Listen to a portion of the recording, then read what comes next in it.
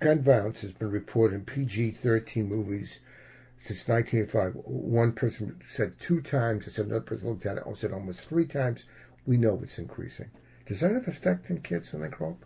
Well, the research is showing that there is an effect, that the more a child is exposed in the young years to violent programming, whether it's television, movies, news, there is a high correlation later in life of being more comfortable with violence, being more violent. Now, of course, that's not to say every child who sees a violent thing will do it later, but if that child has poor impulse control, perhaps has had a poor upbringing, so there's a lot of negatives already in their environment, and then this is what they see and map into their mind about how people solve problems.